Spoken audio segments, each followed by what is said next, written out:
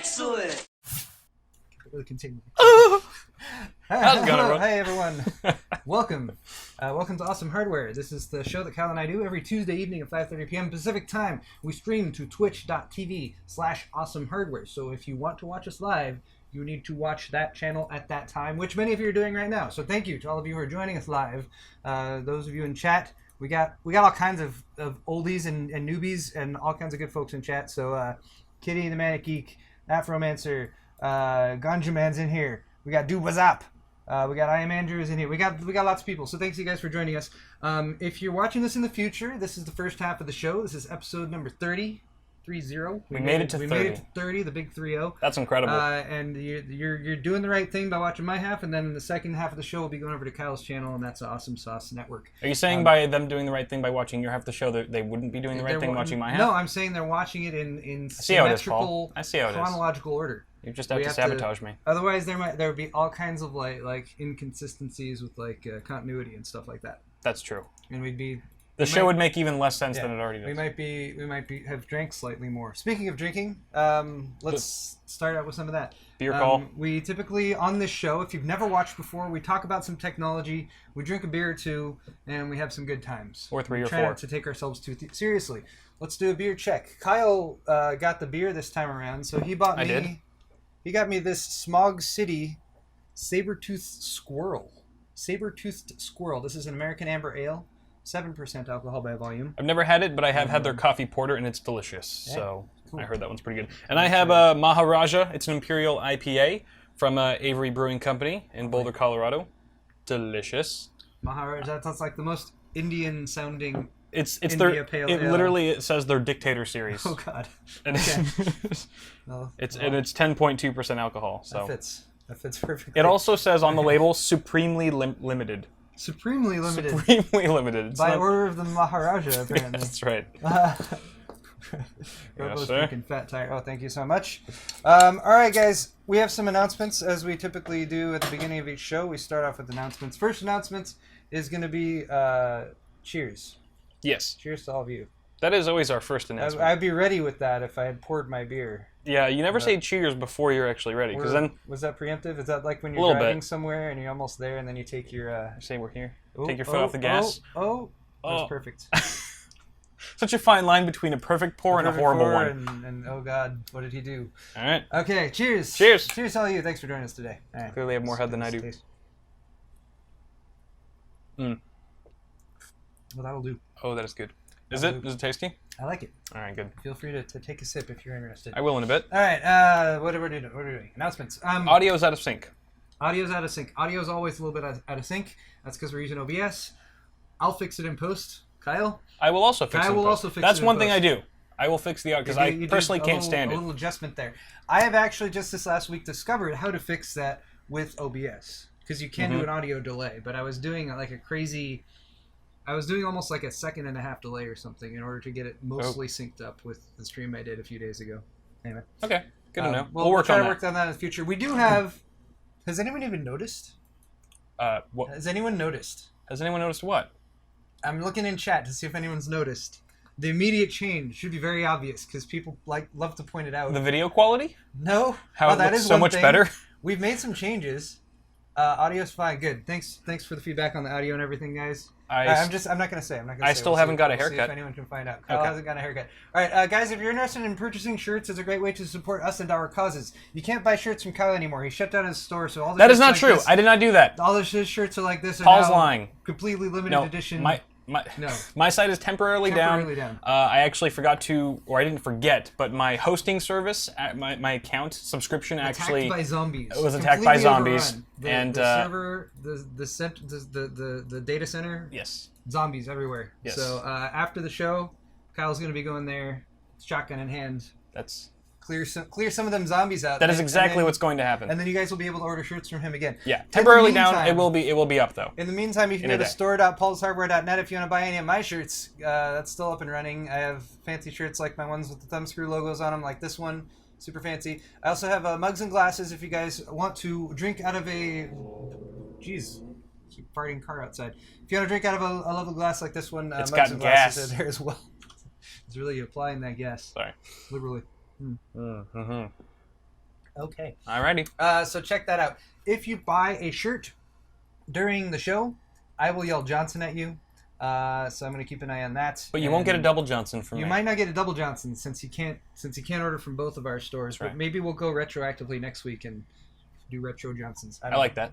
We'll see. And then one other thing, although it doesn't apply for right now, is if you buy from both of our stores, you'll get the stuff shipped together and you'll get a little bit of a shipping discount in the future. Okay. What the hell is going on right now? Every once in a while, I come to a point where I've... All right, I know. We're going to go into my first segment. What? All right. What's going on? That's how the show works. Is Cell here? Cell's here. Yeah, Cell's in chat. Hey, Cell, thanks for posting the link to my store. Yo. All right, let's start off with our first segment. We have lower thirds. Oh, look, it's even set up. Our first segment, which is hot and heavy hardware. Yep. We're going to talk about some hardware news. And we're going to start off with some Intel stuff. There we go.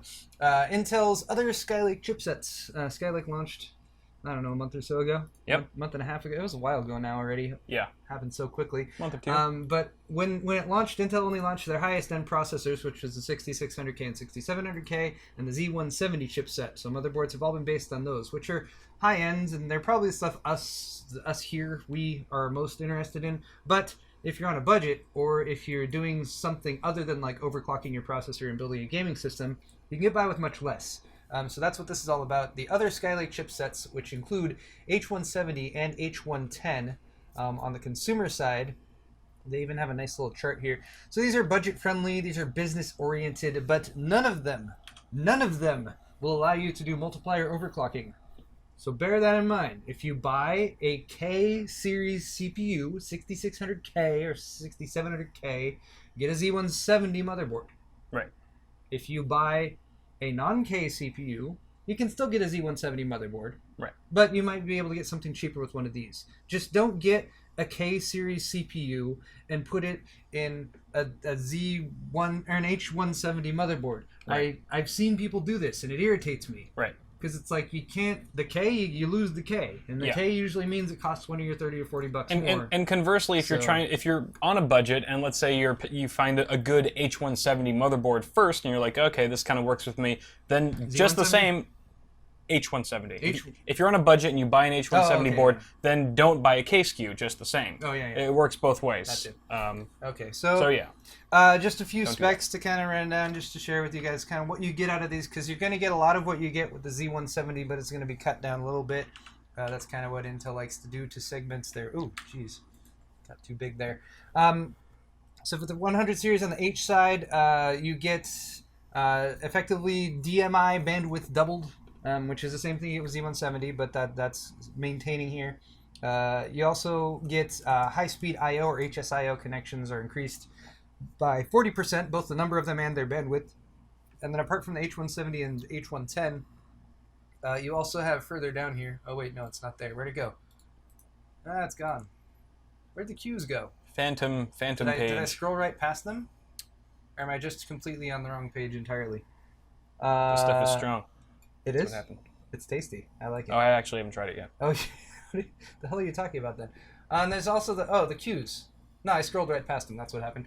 So if you're doing business stuff, the Qs might be interesting for you. Or I find a lot of the motherboard manufacturers like to take advantage of the lower BOM cost or bill of materials cost, the lower price of the actual chipset itself, which they have to buy from Intel, and they like to take like the B150 chipset, which is designed for business, and put it in a gaming board. And throw some gaming features in there. So you guys can see the comparisons here. All of these articles will be linked in the description on YouTube. But you'll notice, for example, with Z170, you can take your PCIe lanes and you can split them up. Can't do that with H170 or H110. You only get one. You get 3 independent display support, but you only get 2 with H110. You get fewer actual DIMMs per channel support with H110. So you can't build as high end of a system. Right. Also, you'll note for the chipset PCIe support, which is one of the big advantages of Z170, is the massive amount of PCIe lanes you get. They are cut down a bit. So if you want to do like a storage server, this is something to keep in mind if you're trying to build a storage server on the cheap. You get 20 Gen 3 lanes with Z170. You get 16 with H170, and you only get 6 with H110. Yeah. So H110, I think, is like a a little NAS or something like that. That Right. kind of limits its capabilities and stuff. Also USB support and that kind of thing. You'll find sort of different but also interesting decisions that they do on the Q side. So check those out. I don't want to go over all of them because there's actually a ton of stuff to talk about today. Sweet. So let's move on to my next story, which is actually one of these motherboards that AsRock has announced or sort of revealed the specs for. This story is over on Kit Guru. This specific motherboard from AsRock is the B150M Combo G. Combo Right. G. B150M Combo G. Combo G FAP. There's a G under there. It's the Combo G FAP. All right. You put those all together, and that's what you get. I brought these Sexy. up because these are specifically... There's 4 specific motherboards from AsRock that they've gone the route of allowing you to use DDR3 or DDR4 memory. You guys following Skylake, you know Skylake is compatible with DDR4 and DDR3L. So AsRock did some extra juju in here to make sure that your standard DDR3, not just DDR3L, was supported. And this is really on the budget side. It's for people who want to maybe upgrade from an older system, or you're working on a budget and you can't afford that super sexy DDR4 memory, or maybe you have some old DDR3 memory that you want to repurpose for another build. So this is the B150 Combo G. There's a quick picture of it. You'll notice here with the DIMM slots, the actual notch on them is different. I can't tell right here just by looking what's what, but I want to say that the black ones here are DDR3. Actually, yeah, I'm pretty sure the black ones are DDR3 and the reds are DDR4. So you can't have 4 of the same populated, only 2 sticks at a time. It's 2 sticks at a time. They're Gotcha. physically differently keyed, so you got to do one or the other, and you can't do both at the same time. So that's another thing to bear in mind. You can't drop in some DDR3 and then later on grab your DDR4 and drop it in there and have both running. Right. It'll only work in one of those 2 modes at the same time. But this is something that we weren't really sure was going to happen when Skylake launched. But now it is, and I'm kind of interested. Like, this didn't have as much appeal for me right out of the gate.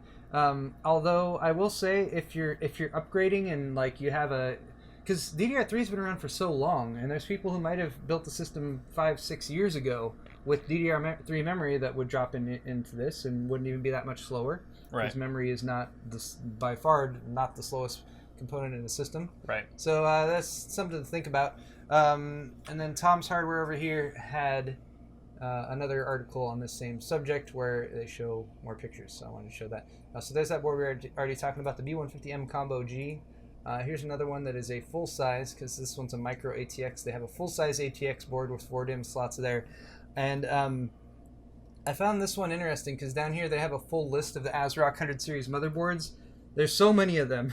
Like, if you got confused about the Z170 boards that launched, you're about to get more confused because with the different chipsets, different models, all the different variations and sub-variations of them, you're going to be seeing a lot of different motherboards. But look at this, H170 Pro 4, Pro 4S, Pro 4D3, Pro 4D3 moly. on the 170 and the B150 chipset, H170 combo, B150 combo. Anyway, this is a very long list. Look at all of these motherboards. Jesus. That's from one motherboard manufacturer. So we're going to be seeing, I don't know what kind of stacks like Gigabyte or MSI or Asus has lined up, but it's a lot of freaking motherboards. It's hard to keep track of. I wonder if they're all black and red.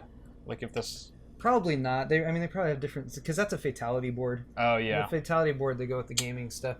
Usually it's cheaper to make cheap motherboards out of and not care about the color. Yeah. Just like whatever color it comes out of the manufacturing process. I'm sure the B150 Gaming K4 isn't anything spectacular. Actually, one SKU so there are 4 SKUs that do support the DDR3 and DDR4 amongst these. I thought I had them all listed, but I don't. The one that I noticed here that I thought was kind of interesting, though, is this one, the H170 Combo. Look at the memory support. It's got 6 DIMM slots. Oh, wow. There's no picture of this one. Huh. But it's a LGA 1151 motherboard with 2 DDR4 DIMM slots and 4 DDR3 DIMM slots. Interesting. I I wonder if they're going to have the 4 DDR3 on the right of the socket, and then maybe the 2 other DDR4 on the left. I think that would be harder to do with the way the trace layouts go. Its designs, like the LGA 2011-3 and 2011 is designed that way. Excuse me. Right. So I doubt that. What I was actually thinking here was I feel like it would have made more sense to do 2 DDR3 slots and 4 DDR4. Right. But that's a niche product. Anyway, so probably more budget than high end. Yeah, but guys, if you were at all excited about Skylake, but you weren't trying to jump into the high end of it, then you might have some more options, or actually a lot more options coming up here very, very soon, because we're also expecting the entire stack of Intel CPUs to launch along with, which Kyle discussed. Right. You discussed that on your Half the Show last week. And we'll right? be talking about that a little bit more on my Half the Show as well. I was asleep, so Hey, I'm just kidding, of course. It's because you're old. Moving on with hot and heavy hardware. Old Here's a Lian Li chassis. Who's into mini ITX rigs these days? I kind of like them. I'm curious because of the Nano launch, the AMD R9 Nano. It's not a Fury, right? It's just R9 Nano. Maybe you're right. I don't know. Yeah, I don't think it's got the Fury in there. But here's a chassis for anyone who's interested in that. This is from Lian Li, so you'll notice some somewhat traditional Lian Li classic brushed aluminum. Yep, Yeah. on the outside. This is the PCQ21, and this Maximum PC article actually only has a couple pictures here. So let me jump over to the website of the Lian Li. I wish it had a window. Q21. Well, you can mod that into. Of course you could, but it'd be nice for it to come standard. Here's the problem. What's the window going to show in this case? It's going to show a big fat. It's because of the power supply. That is a good point. That's mainly all you're going to see. Unless you have a window. Oh yeah, you're right. Yeah, maybe on the top. As far as support here, dimensions overall: bottom. 149 millimeters by 257 by 224. This thing's freaking tiny. Mini ITX, of course. You got the power supply sits right here, so it's going to sit right above your motherboard. You'll notice here, I like these charts they give you. So you can see your CPU cooler height. You're going to need a slim cooler. You've only got 60 millimeters of height. But you can do up to 170 millimeters long graphics cards, which isn't terribly long, but that is more than enough for like a Nano. Or even, I need to do math here for 170 millimeters to inches. But that'll fit a lot of your smaller sized cards. Kyle's going to figure out exactly Americans how much need that Google. That's 6.69 inches. That's about 6.7 inches. So a lot of cards will fit within that envelope, but you're definitely going to be somewhat limited. I'm personally not a fan, just speaking for myself, of cases that have the power supply mounted above the CPU, right above the CPU cooler, just because I feel a lot of times the things that I'm swapping out the most, apart from the video card, are usually either the CPU or the memory. Yeah. Especially the memory. If a stick goes bad, it's generally the thing that tends to go bad for me anyway. And it might be kind of difficult with the power supply in there, especially when it's connected to a bunch of cables, to have to unscrew that first before getting to your, your actual motherboard. Yes, I agree. In a case this small, though, you really run out of space pretty fast. Yeah, that's the only exception, is if it's going to make the case as small as possible, and that's the only practical way to do it, then I guess. But that still looks slightly large for a mini ITX. It just looks tall, I guess. It has a small footprint. There's still a decent amount of ventilation here at the back from it. You can put a fan at the bottom for some intake. There's also a little drive cage you can drop in at the bottom that gives you mounts for a couple more drives. You can do two 3.5-inch drives here, one at the front and one on that bottom cage, or you can do three 2.5-inch drives in there. That'll starve your video card for airflow if you have two cards there. When you're working with some of the small, it's all about trade-offs. If you're going to add one thing in, you're going to be limiting your ability to do other things. Right. But hey, if you want small, that's the way to go. All right. What's next? The heck is going on here? Hold on. I lost track of my notes. Yes, AMD. Here's the last story for hot and heavy hardware. We have some AMD rumors. Let's switch over here. There we go. AMD Radeon R9 380X. 380. All right. With an X on the end. Tonga. It has been spotted. This is a Tonga. In the wild. Based on the Tonga. So this is a Fudzilla article, but it was originally, the pictures are from a Chinese website called X Preview. So Tonga, this is going to theoretically, this is rumor, it's going to theoretically be based on the Tonga XT GPU, which would be the fully enabled Tonga. The original Tonga, the R9 285, came out about a year ago, I think, give or take a month or two. And this will possibly fill the price gap that currently exists. Stupid pop-up. Would fill the price gap that exists between the $200 and $300 price point. If you're looking to buy a $200 graphics card right now, your best bets are going to be a GTX 960 from NVIDIA or an R9 380 from AMD, both of which cost around $200. If you're going up to the $300 price point, you got the 970 from NVIDIA and the R9 390 from AMD. Again, both around $300. They fully enabled Tonga that you might get with this particular card here, the 380X, is going to give you on paper, some pretty good performance. 2048 stream processors. You get a wider 384-bit memory interface. You would have, again, this is rumor, 32 compute units, 128 TMUs, 32 ROPs, and either 3 gigs or 6 gigs of GDDR5 memory, and that's, of course, based on that memory interface. If you're looking at these pictures we're showing you, and you're like, where'd the fan go? I was kind of like that. I thought it was a flipped view of the card, and like they had an extra fan on the bottom of the card for a second. In the picture below, they've got both of them there again. So this is an XFX design. This is unique to this card, and they made it. The fans have little clips, so you can just pop in the clips and pop them off. So you see this little plug right here? But this fan right here in this picture is mounted in pull. Yeah, so maybe that gives you the ability to flip them too. I don't know. I don't know if that was just them messing around with it, because this looks like the standard configuration.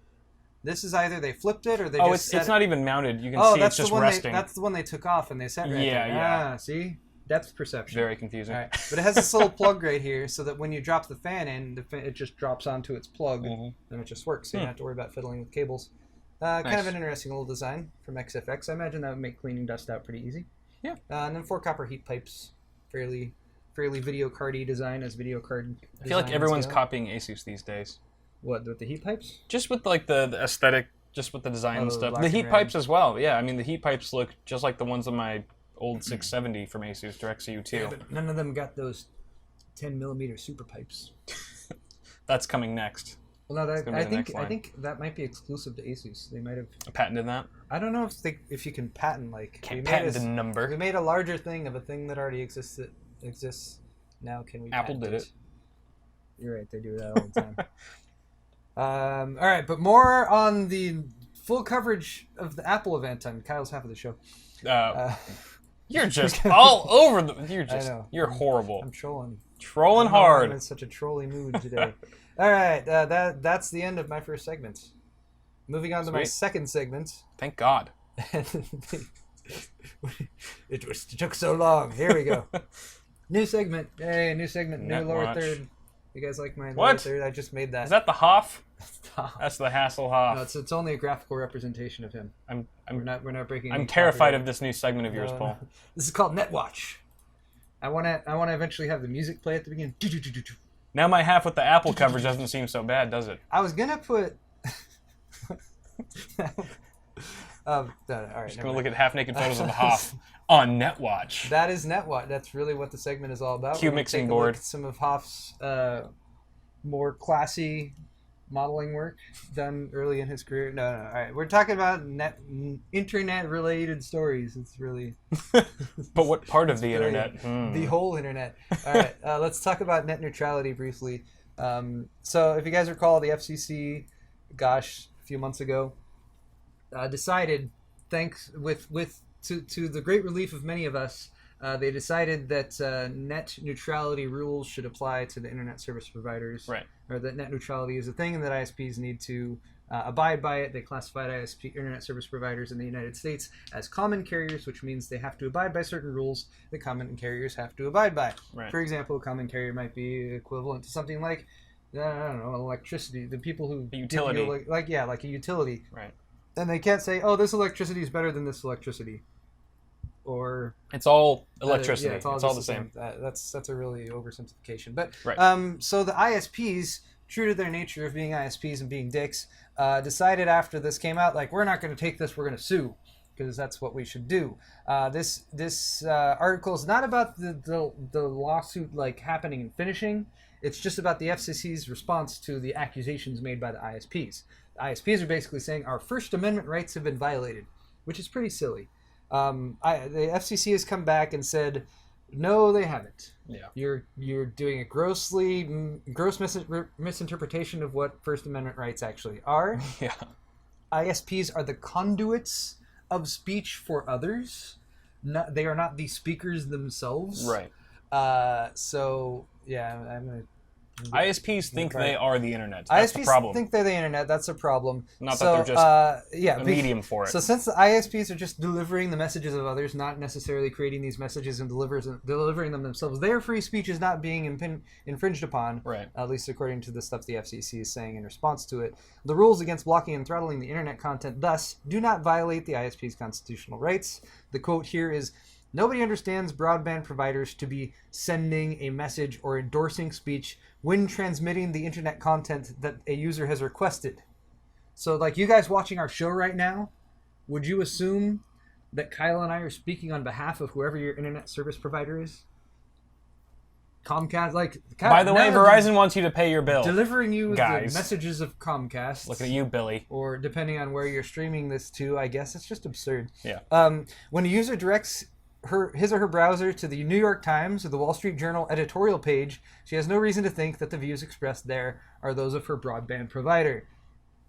Makes sense to everyone except ISPs, apparently. Yeah. And then they even went on to say, even if the First Amendment principles were relevant in this situation, the net neutrality rules would not violate them. The open internet rules are content neutral, meaning they make no distinctions based on content or viewpoint. Right.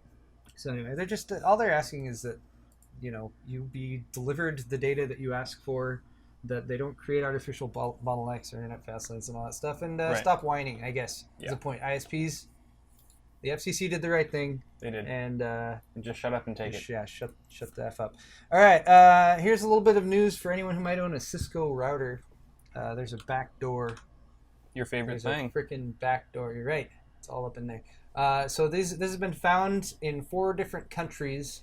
This is a highly stealthy backdoor, kind of like stealthy backdoor. A stealthy backdoor. There's a joke in there somewhere. There is. I'm searching for it.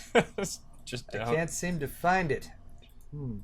Maybe perhaps it's in your stealthy backdoor. It's hidden so well. Ah. All right. So this was reported by the security firm FireEye, which I think is a cool name for a security firm. It's a highly stealthy backdoor called Sinful Knock malware. What's all these crazy terms? They should be making video games. Because your virus or your malware or whatever you create is only as deadly as the name attached to it. As badass sounding the name is, of course, associated with it. It's like Sand Spider. Sand Spider. They call him the Sand Spider. Oh, why? Probably because it sounds really scary.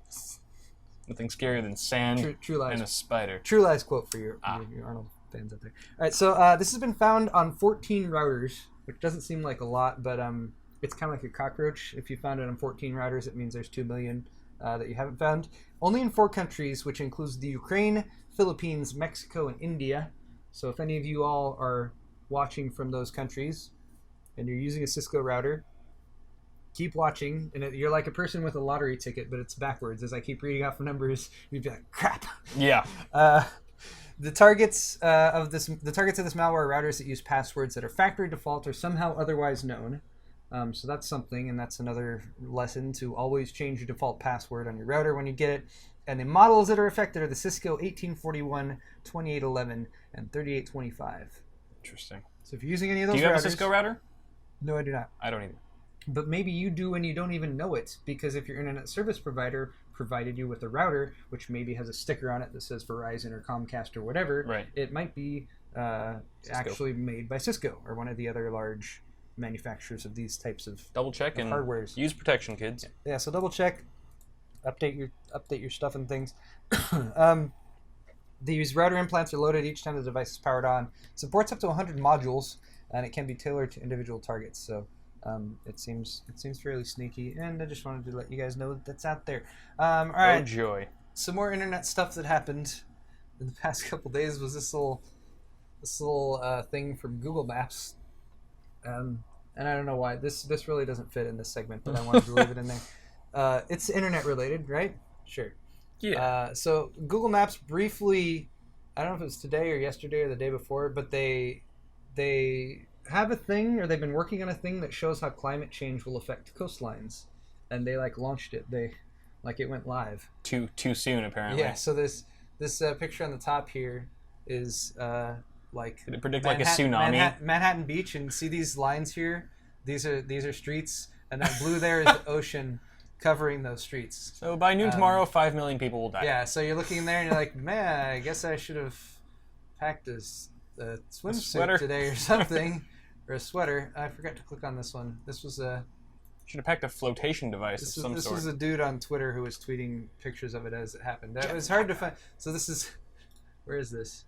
I don't even know. So yeah, if you're in Manhattan Beach, you better get a houseboat, I guess. I wonder how many people like who were living in that part of Manhattan like saw that and freaked their shit and just evacuated immediately. Like flew out of the state or left the country because they thought... Here's Hermosa Beach. Most of coastal Los Angeles is underwater, and that is due to the climate change. All right, so Google has come out. They've said this was a mistake. They didn't mean to roll it out when they did.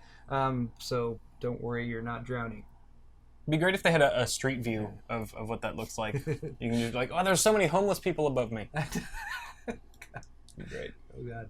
All right, speaking of Google and the internet, here's one more story here. More NetWatch. Google is eyeing 3 additional cities for high-speed fiber network. Google Fiber, yay! Yay! I want Google Fiber. Me too. We all want Google Fiber. Me too. But they're so picky and choosy with where they put it. They're very selective. They're not just like, we're going to do nationwide rollout. Right. For everybody. But they are looking at 3 new cities. No. They're going to start rolling it out in 3 new cities, and they're looking at candidates for who those 3 cities This might is the be. lottery we want to play right here. This is the crazy lottery. So, who are the cities? Louisville, Kentucky, Phoenix, Arizona, Portland, Oregon, and then big California. Here in Cali, we got 3 options: San Jose, Irvine, and San Diego. Damn. Granted, we are those all a very aren't large me. state, and none of those are near us, so we're sad.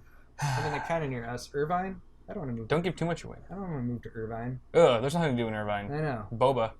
Boring. Lots of boba. It's all like it's a very planned community, so it's very pretty, but it almost feels antiseptic. Like, have you seen what's it called? That one Yes, one movie, Pleasantville. Oh, Pleasantville. It's like Pleasantville. That reminds you of Irvine. Oh, Okay. it's like colorless. It's Anyone colorless. from Irvine watching the show? Sorry. Your city sucks. We're really just jealous. Yeah, we are. It's actually a really nice city in Irvine. They don't need this in Irvine. They've got plenty of. Like the only thing I can money complain and about Irvine things. is like it's too clean. Just Far too clean. All right. stupid. San Diego, though, we got some San Diego fans in SD. All right.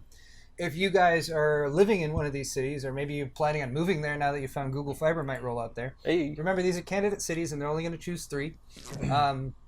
Google will be meeting with city leaders to discuss things like local topography, housing density, what the existing infrastructure looks like, utility line locations, and other topics. If you don't know what Google Fiber is, it is relatively affordable, 1 gigabit per second upstream and downstream internet service. Yep. Pretty straightforward. It's also fiber, which is better than copper. Fiber good, copper functional, not as good. Functional but older and not as fast. Yeah. $70 a month on Google Fiber. It gives you that speed, $70 a month. Yep. A gigabyte both ways. There's a $300 construction fee, although if you sign up for 1 year, that's waived. They have a gigabit plus TV package that runs for $130 a month, and you get 150 channels with that. Or if you're in one of these areas and you don't have a lot of money, you can get free internet if they roll out in your area. You do need to pay the $300 construction fee, but then you just get the internet, and then you have internet. 5 megabits per second down and 1 megabit per second up. Granted, it's not fast, but hey, for free. That's cool. Yeah. All right, so endeth. Damn. The NetWatch. Sweet. We didn't get to see the Hoff naked, and I'm glad for that. We didn't. I kind of want to bring that NetWatch. Go away, Hoff. Okay. Don't hassle me. All right, what's next? It's sponsor spot. I know what's next. It's time for. Who's our sponsor today, Paul? It's time for the sponsor. The same sponsor we have every week. Yes, it is. Gigabyte. Gigabyte is our sponsor, so a big thank you to Gigabyte for supporting our live show. Yes. And as we have been doing, we've been trying to bring you guys some interesting stuff as part of the sponsor spot. So I actually went and stopped by and said hello to some friends at Gigabyte today. You did. And grabbed one of their new motherboards. You went We're going to to do a live unboxing right now. You went to see Gabby without me. I know. I'm I sorry. hate you. But Gabby's nice. she told me that I'm her favorite. You're lying. Okay. Lying to me. I've got the webcam, and guys, I'm going to try to make this not nausea-inducing. I'm sure it'll be fine. I should point it towards your camera now. Kyle's going to... I'm also using the wrong mouth. Mouth. Mouth. This is the wrong mouth. How many mouths do you have? It's so mysterious. All right, here goes. Here goes. And By the way, can't move. the board in the spotlight today is the Z170X UD5. Indeed. Again, LGA So this is from 1151. their mainstream series, not a gaming board. It is not. And there's also a UD5TH version of this, which has Thunderbolt 3. The UD5, The UD5, as, the UD5, as we like to call it. or so to speak. DDR4, USB Type-C, USB 3.1. Sweet. Why don't we open it up? We're gonna do a live unboxing here. So I think for your half of the show, we'll take a look at the board, and Sure. then for my half, we can check out the accessories. Oh, actually, for what we need to do right now is talk about this, which is the thing I said. Yes, we'll talk about this. Look at that. Look at that right there, behind next to Kyle's face. All right, review, What is submit, that? and win. This is a new program that Gigabyte has launched, and they wanted us to tell you guys about it. Okay. Basically, you review Gigabyte stuff, and there's a rewards program. You can be entered to win a Bricks Ultra Compact PC, among other things. So review and submit, and win a prize. Oh yeah. That's pretty much how it works, and you can go to review.gigabyte.us if you're interested in that, and maybe win a prize Love it. by reviewing Gigabyte. I'm gonna do that. You should. I'm gonna win. Wait, I know people at Gigabyte, don't we already review Gigabyte stuff? All right. Yeah. There's the motherboard. Unfair advantage. Here, All right, let's take a look at this. Ooh, I like this.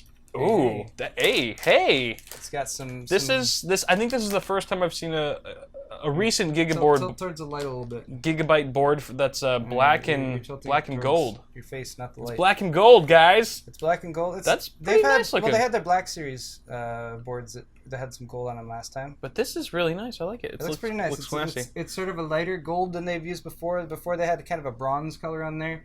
You've got the steel reinforced PCI Express slots right there. Yeah. Nice. I really the Gigabyte PCBs always they're just the flat black. Yeah. And it's like They look pretty badass. they don't need to do anything more to that. Right. Yeah. And I think the heatsink is like very Wait, stylish. It's too dark. Someone said it's too dark. I can fix that. Too dark. Too dark. Now it's brighter. Okay. Too dark. Now you're moving too fast. It's choppy. All right. So why don't we take a look at the some of the little features here? First off, the heatsink. I just love the heatsinks. They're very kind of I don't know, kind of like subdued. They're not too extravagant, but they look classy. Yeah. Kind of like good for a business purpose. The A very heatsinks- sophisticated look. The heatsinks For Gigabyte. remind me of the transition that you use on your videos. Yeah, the slash slide That in little Adobe slashy Premiere Pro. slide thing. Yeah. I use 6 frames. Works every time. But yeah, this is very nice stuff. This is kind of like the polar opposite of their gaming line, where it just looks very serious and sophisticated. Yeah. I kind of like how they're switching it up. You've got surface-mounted powered reset, debug LED, an eco and OC button. So I'm guessing this is a power saver, and this is to do a little automatic overclock on your Skylake CPU. You've also got some additional power for PCIe via SATA. Look at all these SATA connectors here. Jesus. Crap tons of SATA. Boom. Boom. Let me point towards the light. Oh, there we yeah. go. Yeah, we know how to make videos. We know how to make shit look good. That's how we roll. Geez, you could do... I'm guessing this supports 3-way Crossfire and SLI? Yeah, Do you know about that? it should do 3-way. Sweet. Actually, no, 2-way for NVIDIA, 3-way for Crossfire. For Crossfire. Sweet. Also, guys, if you're noticing the choppiness right now, it's because we're using, I think, a 30 FPS webcam, and we're broadcasting at 24. 24, yeah. So that's why Sorry about we're that. getting some smushiness, but sorry. Get their classic amp Okay. up sound chip. I'll Very tell you what, Kyle, we need to talk more about this on your half of the show. Sure. So that's probably good enough overview for now. We'll save the Again, I.O. for mine and the accessories. We'll do a little bit more of this on Kyle's half of the show. And wait, I gotta click the button. So I get to keep this board, right? Yeah. All right, What? you heard it. No, You heard it. He just no. said yes. You just heard it. Someone recorded screen cap. I want in big letters. I get to keep this right, and then Paul says, "Yeah," right after that. Don't be an Indian giver. Don't be some kind of Indian giver. Count how many current gen Gigabyte motherboards you have, and how many current gen Gigabyte motherboards I have. We'll do a trade. I'm spotting 1, 2, 3, 4 right now. Thou shalt not look in your neighbor's yard and covet his You're right. shit. You're true. That's You're right. that's what it That's says. very true. In the good Okay. Thanks Gigabyte again for Uh-huh. being our sponsors, despite how Well done on that board. I like it a lot. Our show is complete Yeah. train wreck most of the time. It's not. That's It's right. fine. Oh yeah, we're hot. We like to plan out. All right. Speaking of train wreck, Hey, you know it's time. it's for? time for Paul's next segment. It's time for my next segment. Wait. Oh gosh. What's that? What is it, Paul? We really need to switch you over to exploit, Kyle, on this system. I know. I'm poor. What's- Can't afford. What's Can't afford nice things like. there? It is. XSplit. So it's time for SwordFight. Swing, swing, swing. Okay. SwordFight is a segment where Kyle and I argue about something. We bring up a topic. It's controversial. We ask you guys to give us your feedback via a straw poll, which I'll be posting in just a moment here. And then Paul and I try to argue it with very valid and well-researched and educated guesses and arguments and stuff. I like today's straw poll. That made a lot of sense. Questions for SwordFight. I think it's very interesting. All right. They're So fun. our first question is based on this article here, Swing, swing. which is about intelligent machines. This is actually on the BBC website, and they're talking about sex dolls, Kyle. All Sex dolls. right. That's right. Specifically, banning sex dolls Oh or no. sex robots or robot sex machines. Banning? Why? Well, because look at this robot here. I've never even had a chance to. This robot's rescuing a human. That seems very nice. Yeah, Alright, and so- you can't thank the guy after he's done rescuing you with a good 1-2. You're right. Exactly. Come on. All right, I just posted that straw poll. Why even be a robot? Is that Taylor Swift? Says Sel. Yeah, that does look very similar to Taylor Swift. That's her new album cover. So here's a sex doll. This That's is her robot ethicist. No, that's not a robot ethicist. That's a guy with a sex doll. All right. So the question that we're asking here, because this robot ethicist was like, we shouldn't have sex dolls, right? And she actually is trying to ban sex dolls. Who is this evil Now, woman? Obviously, this is a very serious moral dilemma and quandary. Kyle and I are going to solve it right now. Okay. So the question we're asking you guys to answer in chat is, should we be allowed to have sex with robots? Because if they ban it, then obviously we would not be allowed. So that's the question. So you're saying because if the dolls become outlawed to have sex with, then should we be able to have it with robots? Dolls and robots, two separate things. Or by robots here, do you mean it's sex specifically talking? Okay, it's talking about robots. dolls? Okay. Maybe a sex doll that has animatronics or AI I see. or interaction built in. Intelligent, So you can talk to it and gotcha. it can talk back to you and all that kind of stuff. Okay. So So not just like your typical blow up sex doll. We're talking about like ones that have like responses and can like robots. say your name and shit. Yeah. Okay. The good one, the good kind. Yeah. Of course. No, the very expensive ones. Sweet. All right, so the answers here are obviously yes, repeatedly and with lots of funny buzzing and whirring sounds. No, people should have sex with people. We can watch robots having sex with each other. That's okay. And then, wait, does this mean we get to have sex with animals too? My friend wants to know. Don't worry about that one.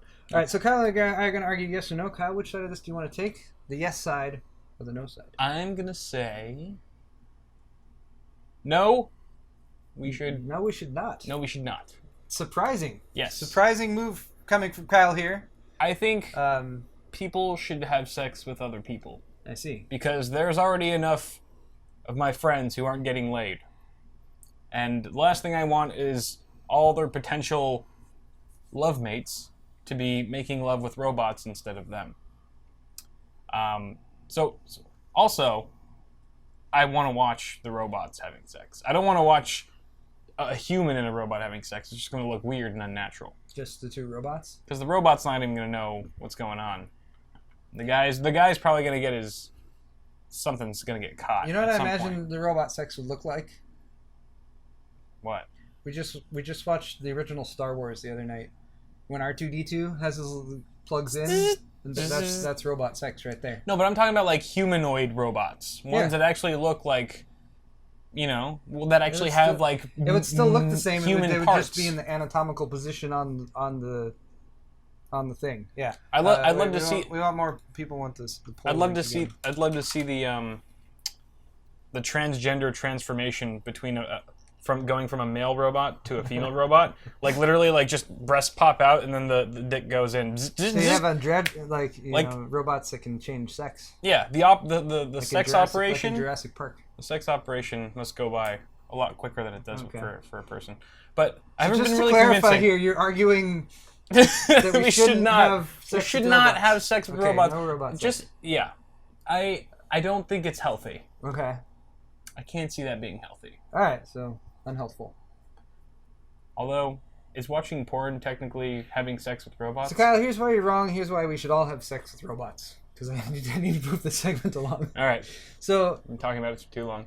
first off, your unhelpful comment I don't think is appropriate, because actually if you're having sex with robots, you would completely negate the possibility of, say, having a sexually transmitted disease or an unwanted pregnancy. I think that's something to consider. The other thing about having sex with robots is that you could like program them to always be nice to you and to never like get mad when you like, you know, finish and you just want to go play a video game or something like that. It's not the real world. What? No, but see, that's what I'm saying. It's unhealthy. It's a fantasy. But It's bad. isn't that what America wants? You're gonna bring Just for patriotism people- into it? No, I just Think about your American. because I think it's silly just to be like, what about America? What about America? Did you think about our country? Before? And what if I wasn't even talking about just the United States? What if I was talking about all of America? Think about that. I think I had a more valid point here, but honestly, I was really expecting Kyle to root for sex with robots. Threw me for a loop there. That's right. That's how I roll. I'm sure there are much more deeper subjects of discussion that we could get into on this topic, so I encourage you guys to leave those in the comment section down below. Let's see what the results are. Everyone says yes. Yes, repeatedly. And actually, no answer below the Way. bestiality question. Jesus. I wasn't expecting the Are you guys? people You guys currently into. You guys are crazy. You guys are a little freaky, aren't you? I think we might have some furries in the audience. We got a now. few furries in there. Maybe some bronies out there. All right, so I might try our audience, and we should keep this in mind for future merchandising opportunities. Our audience really wants to have sex with robots. We can make that into a shirt somehow. I'm just thinking like selling sex robots on the store, Oh, wearing that look like us? wearing our shirts. Wearing our It comes wearing the shirt already. You buy the sex robot, you get the shirt. shirt included. Yeah, I like it. I think we could go. No returns. No returns. Don't RMA that No shit. returns at all. No. Okay, here's another equally fun question. I really, I don't know why, but SwordFight today I was just having You're on a a roll. good time with. Okay, here's a funny story from Cult of Mac about crazy. Cultofmac.com. Yeah, That's a Cult of website. Mac, not a website that I frequent commonly, but I think I It's your homepage. Don't lie. yes. So Sit the on your iPhone computer. 6s is apparently a thing. There was some Apple thing here. Again, lots more on the Apple event than Kyle's half of the show. All right. All right. So there's no pictures here, unfortunately, but there's two gentlemen in China. Where in China? It says it. Doesn't matter. China's eastern Jiangsu province, Oh, I know what that is. who reportedly attempted to sell their kidneys in order to buy Apple's latest must-have handset, the iPhone. How did that work? Like, did they go to the Apple store in China with a like a styrofoam box on ice? Was their Like, here's kidneys? a kidney. Give me an iPhone. Even trade. Like, That's what they should have done. why do they think Apple what even they needs should've kidneys in the first place? Well, Maybe they okay. they would just be moved by Okay. their. To be more specific here, Okay. they were trying to sell their a kidney on the black market, like the organ Oh, trading market, Okay. for cash, and then they would use the cash. they call it the Oregon So Trail. The Oregon Trail, yes. Now, I don't know why that's. they didn't go through with it. They had actually talked to like an agent. They called him an agent, which is a black market agent who's like, apparently, can I have your have kidney? then?" agents? He's like Right. he's like the middleman dudes, type. He's like the dudes in The Meaning of Life, Monty Python, The Meaning of Life, and like if you have an organ donor card, they just come and take your organs.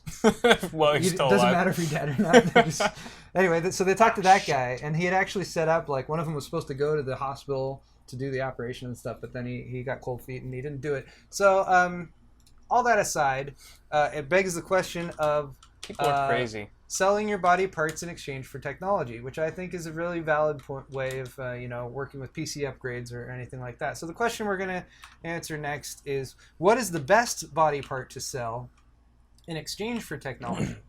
Because I think there's lots of viable options out there, but really narrowing down which the best one is, I think that's a sword fight topic right there. Definitely an intelligent discussion So- will be spawned I know there's more body parts than this. that can be sold. That and could be lopped off of your body in one way or another, but I wanted to stick with body parts that could theoretically be sold for cash or some type of monetary value.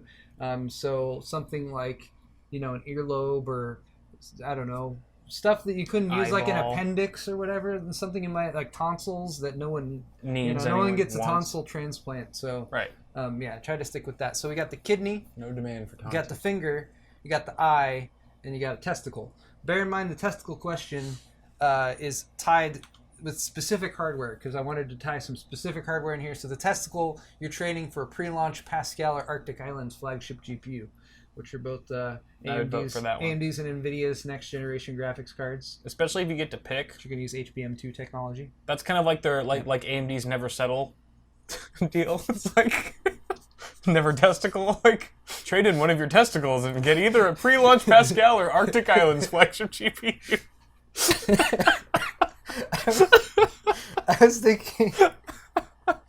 I was thinking something along the lines of like EVGA's trade-in program. Oh yeah, that works too. Upgrade. Yep. Just like take your old GTX 680 and Trade it in for your left nut. yeah, like go ahead and drain your adrenal gland or whatever, and bring it in. There you go. Just get your upgrade like that. All right. Walk-ins So only. what are we rooting for here? I'd say I think neither of us should be able to take the testicle one. I agree.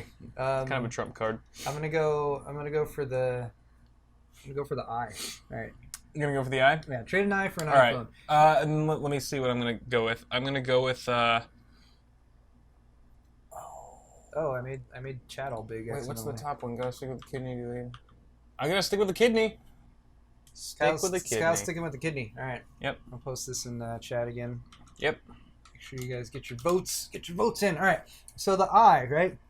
Here's the thing about the eye. You got two of them, right? One Right. here, one here. Depth perception, completely overrated. Basically, we're going to have self-driving cars any day now anyway.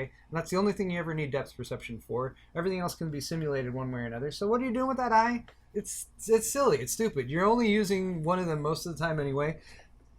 And besides, as well as your iPhone that you will now have, which can take amazing selfies of your gaping hole in your face that you don't have an eye anymore, you can wear an eye patch. So you got like a built-in pirate costume, right? Halloween, you're taken care of. If you're going, You're kind of like Deus Ex status. Yeah. You got the patch, you, right? you go to your 3D movie, that are all the rage now, and they give you like, here's the glasses. You're like, no, I'm good. You can probably 3D Don't print an even need eyeball it. these days anyway. Yeah. Why am I arguing for you? Or you can get a glass eye. You pop in there, and then you can like pop out when the grandkids are over and look at the glass eye, and then they freak out. That's kind You're of gonna be that's that. what I You're would gonna be do. that uncle. Yeah, I'd be that uncle. All right, so Kyle, kidney. All right, this is why you're wrong, Paul. First off, the eye thing is horrible because why would you trade in something as precious as one of your eyeballs to get this beautiful phone with a great, gorgeous display where you can only appreciate half of it because one of your eyes is gone? True, I didn't. Likewise, having one less finger to side swipe or scroll, or maybe I'll just use my other hand, my fingerless hand, to hold the phone. Well, then it's not as secure, and you're gonna have to get a stupid big bulky case to tend to that. So I think the kidney is the way to go because it doesn't really affect how you interface with the phone itself. You're still going to be able to enjoy it as much as any other person who has all of their limbs and phalanges and things like that. And that's why I win. Okay. Yeah. So, no need to worry about looking at the other half of your phone. Nope. Just renal failure. That's all. That's the only real concern That's right. that you will have. Mm-hmm. All right, let's see what you guys thought. Yeah. All right. I gotta say, You had to throw hardware into it. teasing people. You had to throw hardware. Yeah, I know. Well, what I wanted to do. These are all. And if I had another day each day to plan everything, I wanted to, and this could happen, I wanted to match each thing that you give up on your body with something that, like, I wanted to make it ironic. You were saying, an eye for an iPhone? The gift of the Magi or something like that. Are you guys familiar with Gift of the Magi? No. That's irony. Anyone who's like, oh, that's ironic, be like, no, Gift of the Magi. That's what irony is. That's You're stupid, and you're misusing the term irony. Paul's the OG hipster.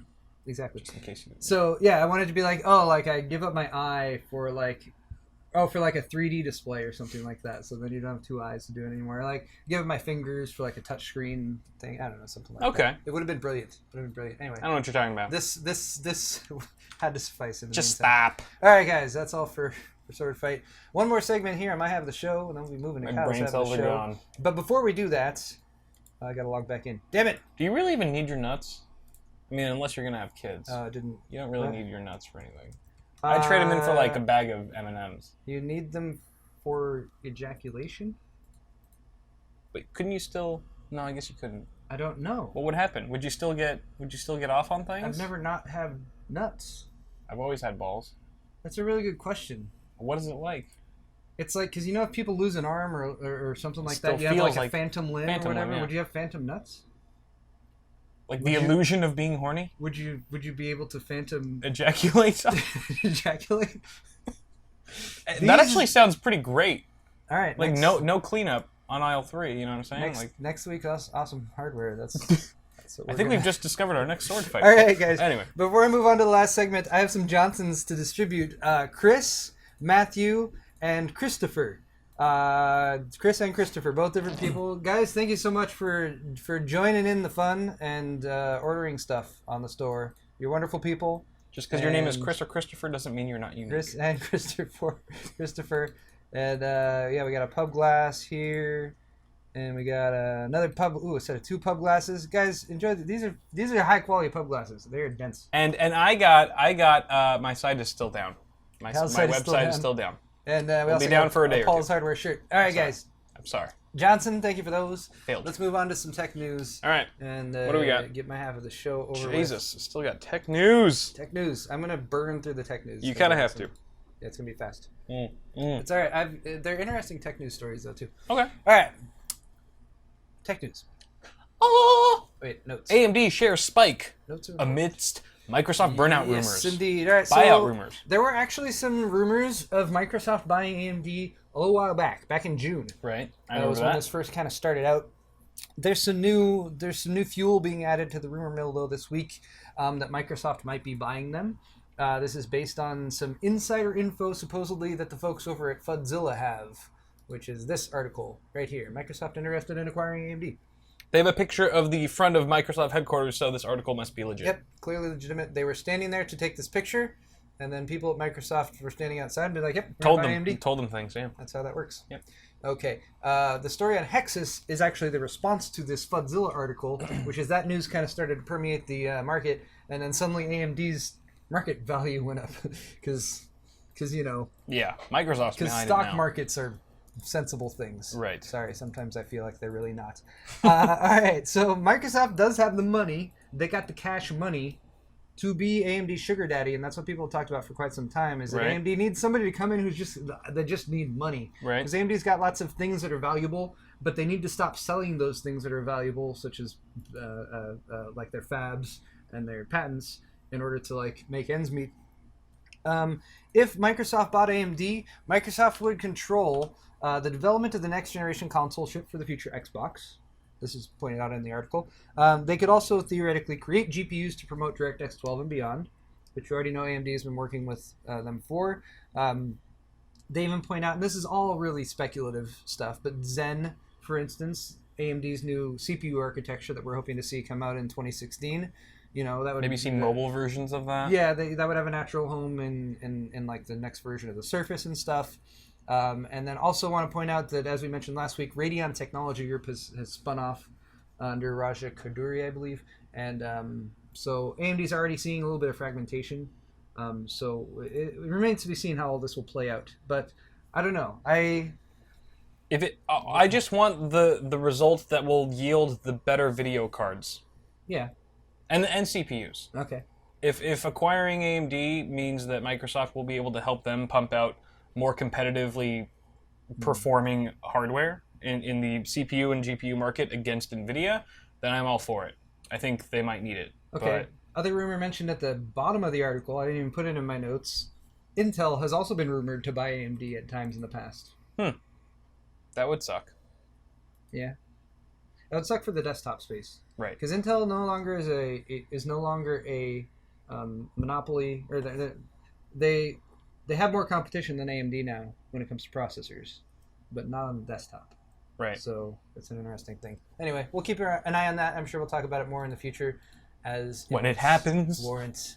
But speaking of AMD, I pulled up this story here. This is from Ars Technica UK, and this story was just kind of echoing some of the things I had been noticing as I was following social media recently, which is that AMD has a certain, like, I feel like AMD has a public persona, AMD has a vision of themselves, and they don't always seem to fit hand in hand. And this article is an opinion piece about how AMD's plucky underdog routine is actually hurting them more than it's helping them. The reasons for this are listed in the article here. And like there's like some of the quotes, some of the stuff that Roy has said recently. Actually, is Roy's account still gone? His Twitter account? Yeah, it was gone at some point. No, it was gone. Like what? Like he it got deleted, or he deleted it? Yesterday it was freaking gone. Yeah, I think it's gone. It's gone. I don't see any AMD so Roy. AMD Roy's Twitter, and he had well over 100,000 subs or followers. I don't know when it is just gone, and no one's really sure why. Huh. That's a bit of a... If only he had some kind of social media account to update us on why his social media account was gone. AMD Roy's Twitter account's gone. Let's check on Twitter. Has he said anything about it? Crap! Dad, he's gone! The internet's Maybe broken. someone check his Twitter. Okay. Damn it. So yeah, rest in peace. We don't know why. Like, there's been nothing. I meant to... NVIDIA Hitman, I meant to try to do some more research earlier today, but he was one of the ones who, like, the Nano launch was happening, and some of the... like we mentioned last week, Tech Report didn't get one. I brought up the wrong article. Why are you just sticking your tongue out? Sorry, I was tasting the air. Oh, like a snake. You make it horrible. Anyway, yeah, so it's weird. It's a little weird sometimes. But just to go over the other points here, they have, for instance, placed unusual bets on hardware that take years to come to fruition, but disappoint when it finally does. Fury launches a little bit down that line. I mean, they did some good things, but it's still... Like, it didn't blast everything out like they kind of built up the expectations for. Yeah. Bulldozer, for example, was supposed to serve a massively multi-core future that hasn't really arrived yet. The whole 8-core thing, which was a benefit in certain situations, but that's not the way the software market went, so you didn't get as much benefit as from that. GCN bet on parallel efficiency when the DirectX 11 gaming world remains serial. Although DirectX 12 might still help them out there. Serial. And then they also point out the CEO turnover since Jerry Sanders, who was the co-founder and CEO, and he retired back in 2002. They've had 4 different CEOs. Hector Ruiz, who wanted to take the fight to Intel on performance. Dirk Meyer, who wanted to own the data center server market. Rory Reid had 5 pillars of AMD's stuff, ultra low power devices, embedded technology, professional graphics, semi-custom, and dense servers. And now the current CEO, Lisa Su, who really wants to drop the cheaper solution label that AMD has been plastered with. All admirable goals, but when you have your CEO turn over so frequently, it's hard to maintain a vision. Hard to maintain a long game. Yeah. Anyway, I'm already going a little bit over, so we'll leave it at that. Cool. And maybe we'll come back to this in the future. Godspeed to AMD. And hopefully we'll track down what the heck happened to AMD Roy, because I will give him this. Very, very passionate. Oh, yeah. And I met him several times, and I don't know. I have as long as it's not grossly misplaced, I have an appreciation for anyone who's like extremely passionate about what they do. Yeah, absolutely.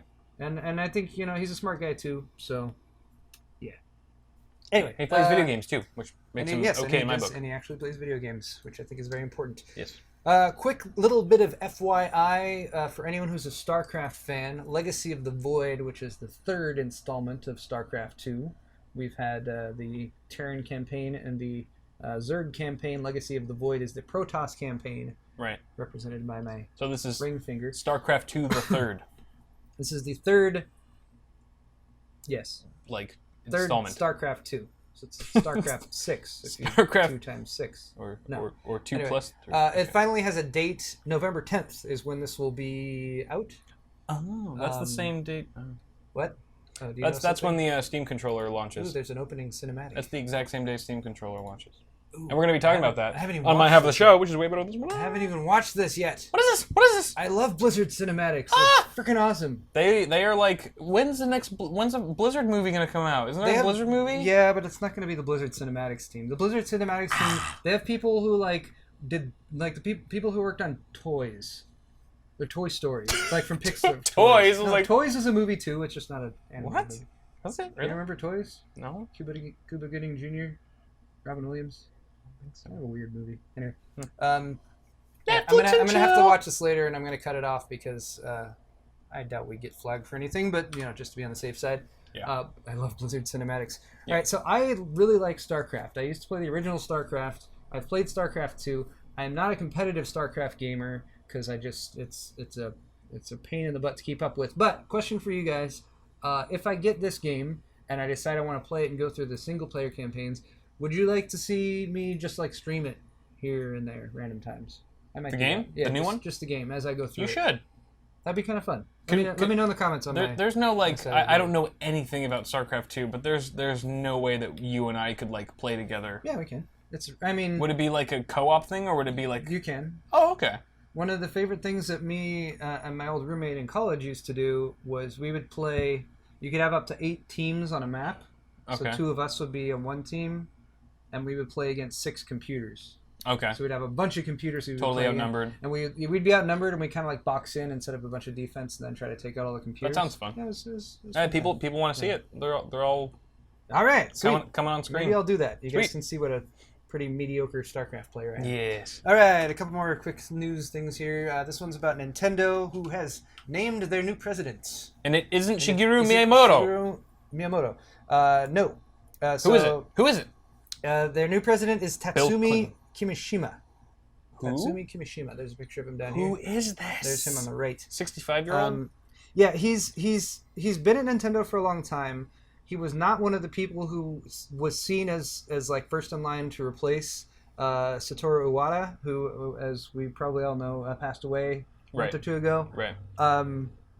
So I wanted to bring this up to point it out because I think we like to follow Nintendo because they make some really fun games. We all have fond memories of them growing up. And I think most of all, we're all curious to see what they're going to do next. What they're going to do next, yeah. And so They're kind of unpredictable. Yeah, my take on this was like I don't know Tatsumi Kimishima very well. He did some Pokemon stuff I'll introduce you to him sometime. in the past. Cool. Yeah, he's older than Satoru Iwata. He seems to be kind of in the same regime in the Nintendo ranks of executives and stuff. Like he's been there a while, so it doesn't seem like he's going to have a vastly different view on certain things than other people. He's an old timer. Yeah, he's an Right. old timer. So what I think a lot of us were looking for was for Nintendo to kind of come up to speed with some of the more recent developments with gaming, specifically streaming, Right. because they're so rigid and inflexible with like streaming their games on YouTube or like their whole partner. Like if they have hired, I think we Yeah. were all hoping that they would hire someone like Cliff Bleszinski, like the dude who did like Gears of War, Yeah, and just shit like that. just someone who Epic might have games. have a bit more of a view of the long game. Who Right. knows though? I mean, it's still early. We'll see what happens. Yeah. But I will say, looking at some of the Mario Maker stuff, have you seen any of that stuff? I've seen some of it. It looks pretty sweet. It looks so freaking awesome to the point where I'm almost like I kind of want to get that somehow. It's Right. one of those games that makes you think like maybe I could get that console just for that game. But You I know- would only do that if I could stream it and play it for other people. Well, Like, they have devices that can stream console games, including Wii U. Yes, but Nintendo does not allow you to stream Nintendo games. This is the problem. What if we had a dedicated channel streaming just for Nintendo and games? signed it up for that and everything? Right. I don't know. I don't know. Okay. You know, I have a Wii U, You do have a Wii U. but it broke So you could... It's broken. All right. after 1 cool. month. Okay. Anyway, a bit of an update there. And then lastly, I'm going to run through this super quickly. This is an article on Wired. This is about Canon's Photo Expo, which they actually don't do very often. They only do it like... I thought you said Ken's Photo Expo. Canon. Okay. So who's They only do Ken? it like, every 5 years or something? But they bust out just some crazy hardware. So I'm going to run through the slideshow really quick. This camera that you're seeing on screen right now has a full-frame CMOS sensor, and it can capture 8K video at 60 frames per second. Weak. Good lord! And look at that. This is this massive Canon cinema lens that they have on the That's front about of it. as which big as my probably- penis is which right now. probably costs about $40,000 or something for that lens. Jesus. But who cares? The video quality is mind-boggling. Each frame of a full HD video is about 2 megapixels. 4K is about 8 megapixels.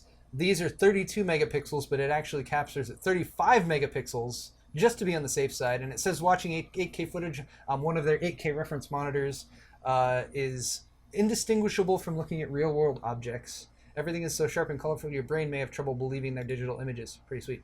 What? Here's one of their reference monitors. 35 megapixels a frame? Yeah, per freaking frame. Wow.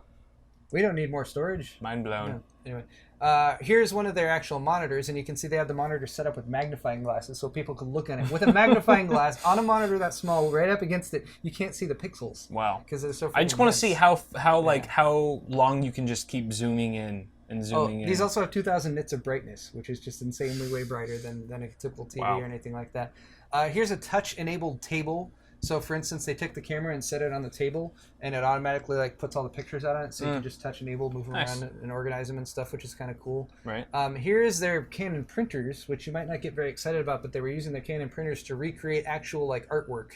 So it's printing in a style that's indistinguishable from painting, and even recreating stuff like cracking of the paint and that kind of thing. So it's recreating like masterworks here. It's pretty crazy. Printable materials that mimic the feel of denim, metal, and wicker on there. Pretty sweet. UV curable inks. Sure, photo geeks are stoked about that. Yeah, they're pretty cool. They have some optical illusions set up, such as this picture looking down, so it makes it look like you're looking down through a hole at the skyline. This we actually talked about last week, I think, which is a 250 megapixel sensor that they set up in a little box. Right. This is a blank white screen. I love that. Oh, it's because it's ad blocked. We don't recommend using ad block, but we use it while we stream, so you guys don't get annoyed. They had this little. They actually had some VR stuff set up, which is kind of cool. Anyway, I won't go too much into that. Cool. And what is this? 120 megapixel DSLR Canon had on display, built around an APS-H sensor, which they said looked a lot more like a finalized product. But let's say, its output is like nothing you've seen before, especially when you view its photos on one of Canon's 4K reference monitors. Tack Sharp does not do it justice. Sky high resolution means you can crop in for days and still see Canon has 4K detail. Reference monitors? Yeah. I wonder if they're good for gaming. Probably. No, they're probably not. They're usually not very... Reference monitors I know. usually not very fast at all. Here's an interesting thing. This is also looks more like his finished product. ME30F-SH 2 megapixel video camera shoots at 1080, but 4 million ISO. 4 million. So you can be like in the forest in the middle of the night and still probably able to see like distinguish shadows. So they had it set up where the camera is pointed at a colorful scene with no available light, and it just produces these like vivid, pictures. Wow. Still able to capture perfectly visible footage with incredible color accuracy. Not a prototype. It will be available in December. 30 grand. How does it do that though if you're in a room that's completely pitch black, like completely blacked out windows, like if you're with steel doors? Well, light bounces because light can bounce for quite a while. So even if you can see no visibly perceptible light, there might be some light bouncing around that's still residual. So, I mean, how long does it bounce around for? If you're in a completely enclosed black room with no light source, then there's no light. And I don't know, maybe it'd be interesting to see how it is there. But it's not like an infrared or something like that, where it's actually producing its own light and bouncing it. Right. It's actually capturing the existing light that's in the scene. So yeah, who knows exactly how that works or anything. But anyway. Insane. That is all for my half of the show, guys. Thank you so much for watching. Hit the like button. Subscribe to my channel. And you should go look at Kyle's channel now. Because we're not done yet. Yes. Awesome Sauce Network. And you can check out the second half of episode 30. That's right. We're only halfway done. Jesus. We're only halfway done. We got so much more to do. Jesus. If you're watching us live, don't go anywhere. We will be back in just a few moments. And we have a very special after party for you guys tonight. Yeah. Special after party. We're not gonna reveal too much, but maybe in the next half of the show, stay tuned. All right, guys. We'll be back momentarily. All right. Bye-bye.